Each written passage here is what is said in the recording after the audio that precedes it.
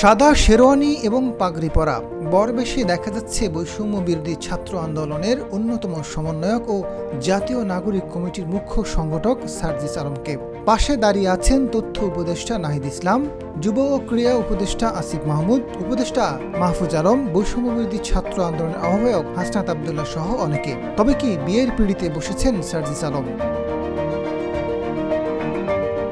জুলাই গণ অভ্যুত্থানের সামনে থেকে নেতৃত্ব দেওয়ার পর থেকে আলোচনায় আসেন সার্জিস আলম। শুরুতে ছাত্র আন্দোলনের একজন সমন্বয়ক ছিলেন। সরকারি চাকরিতে কোটা বিরোধিতা করে গড়ে ওঠা ছাত্র আন্দোলন পরবর্তীতে হাসিনাকে ক্ষমতাচ্যুত করার আন্দোলনের রূপ নেয়। এরপর 5ই আগস্ট ক্ষমতা হারিয়ে দেশ ত্যাগ করেন হাসিনা।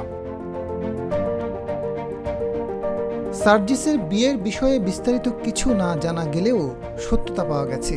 শুক্রবার সন্ধ্যায় উপদেষ্টা আসিফ মাহমুদ, সজীব ভুঁইয়া এবং বৈষম্য বিরোধী ছাত্র আন্দোলনের আহ্বায়ক হাসনাত আবদুল্লাহর ফেসবুকে এক পোস্টে এই তথ্য জানা গেছে।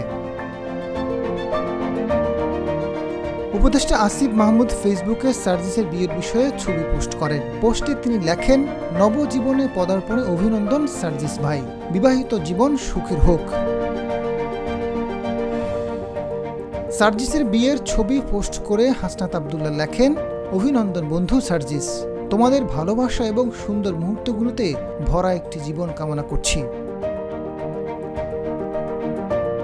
জানা যায়, সার্জিস আলমের বিবাহ অনুষ্ঠানের তথ্য উপদেষ্টা নাহিদ ইসলাম, যুব ও ক্রীড়া উপদেষ্টা আসিফ মাহমুদ, উপদেষ্টা মাহফুজ আলম, বৈষম্য বিরোধী ছাত্র আন্দোলনের আহ্বায়ক হাসনাত আবদুল্লাহ সহ অনেকে উপস্থিত ছিলেন। এদিকে সার্জিসের বিয়ের ছবি গণমাধ্যমে আসলেও কনেকে সে বিষয়ে বিস্তারিত কিছুই জানা যায়নি। এর আগে 11ই অক্টোবর বিয়ে করেন সমন্বয়ক হাসনাত আবদুল্লাহ। সার্জিস আলম 1998 সালে পঞ্চগড় জেলার অটোয়ারী উপজেলায় জন্মগ্রহণ করেন।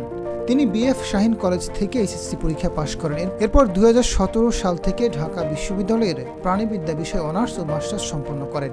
ঢাকা বিশ্ববিদ্যালয়ের ডাকসু নির্বাচনে অমর একুশে হল সংসদ প্যানেল থেকে সদস্য পদে জয়লাভ করেছিলেন। এছাড়া তিনি নানা পর্যায়ে বিতর্ক প্রতিযোগিতায় অংশ নেন।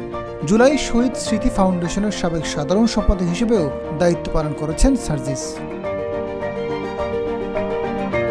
আজিদ ফারুক, জিটিভি নিউজ।